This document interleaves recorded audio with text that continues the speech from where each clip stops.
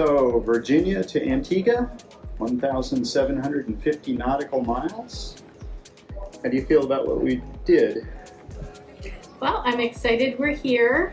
I think it's cool that we were actually able to do it, and we don't have like any crazy scary stories, so that's good.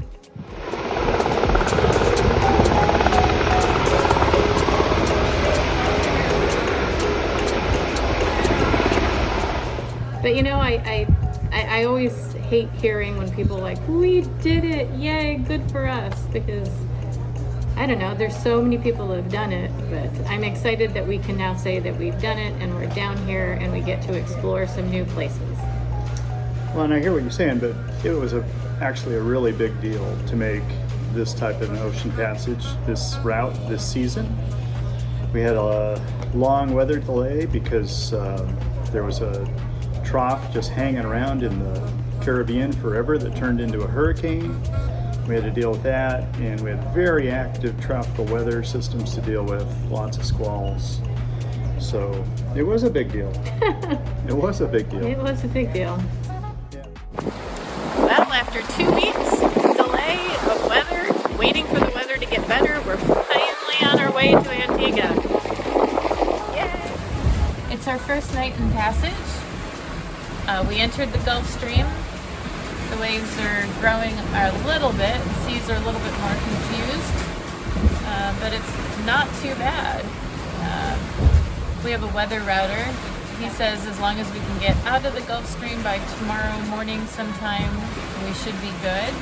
There's supposed to be some north wind coming after later tomorrow morning that's supposed to build the waves pretty big. So trying to hustle through the stream.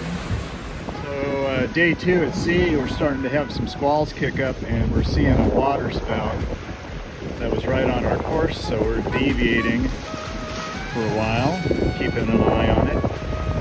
It's kind of not something we like to see. Going across the Gulf Stream? Yeah.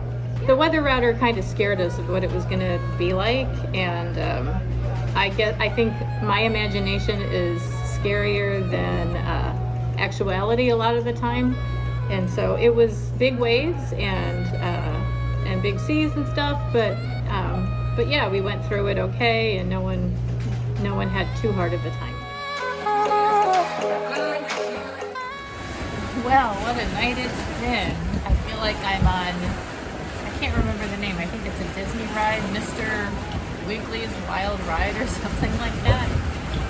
The waves are just really confused and coming from just every direction, and at one point our dishes in our cabinet were going crazy, and Doug opened the cabinet to try to fix it, and out they tumbled.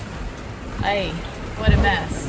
And I have my cup of coffee, so everything feels right with the world right now. Well, the squall finally hit us, and we're right in the middle of the south.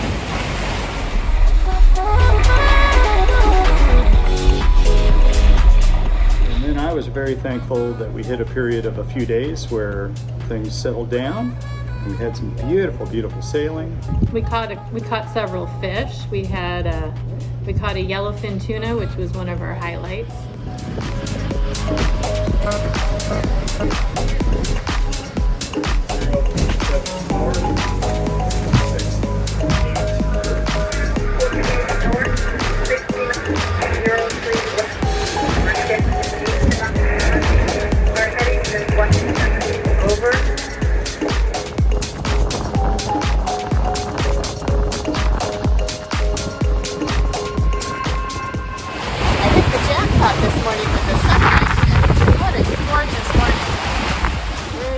Yellowfin, just a little guy, but we've been wanting a yellowfin for a long time. Yum, yum. Welcome to the middle of the Atlantic Ocean. We are, I don't know, 500 miles offshore, having a beautiful day. We are approaching 61 degrees longitude, where we will make our turn. We'll connect with the trade winds there, make our turn to the south, and sail the rest of the way to Antigua. Haven't been filming a whole lot because it's been, up till yesterday, it's been a little on the rough side of the passage. So it's been a lot of just kind of take care of yourself and take care of the boat.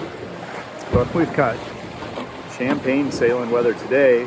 Caught a yellowfin tuna this morning. Beautiful, beautiful day.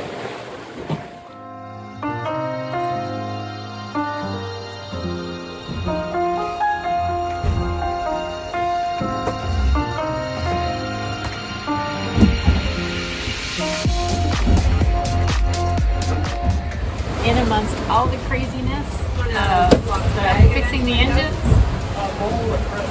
we caught a mahi.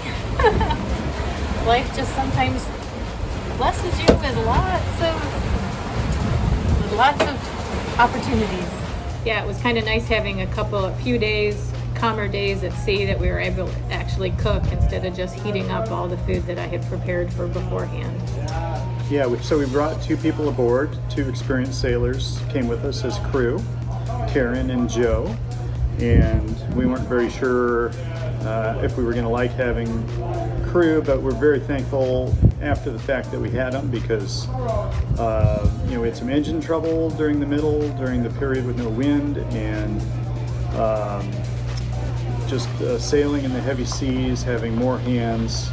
It gave more time for people to not be on deck and get some sleep, or try to get some sleep, even though we were crashing through 10-foot waves. And it really made it a lot easier than had it just been the 2 of us. So that was good. Yeah, we were very grateful for our crew. We're rocking it right now. We're going, 7.5 to 8.5 knots. The waves are growing, but they're about 8 seconds between a row, and so we're kind of scooting down a row of waves and then puff over the top and then scoot down the next row. Find me in the city where my soul is broken free. So after a few days of really nice sailing and moderate seas, then we hit the trade winds and the seas started kicking back up again, and they built pretty substantially. They were big waves. We were seeing some that I'm pretty sure they were at least 12 feet. Yeah, at least 12, and progressively larger as we got towards Antigua.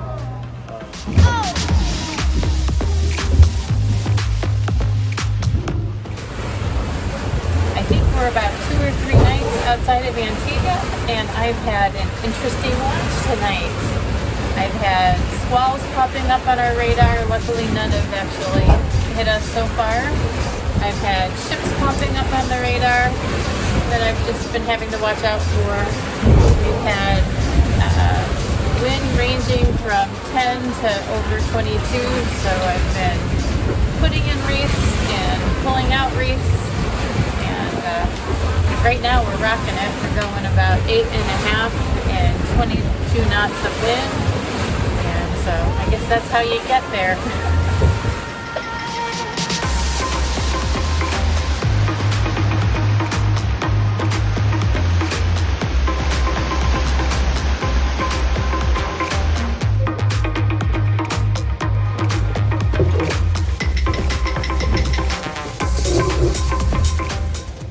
But fortunately, we took a very conservative route. We went all the way east to 59 degrees so that at the end we could kind of angle back slightly to the west.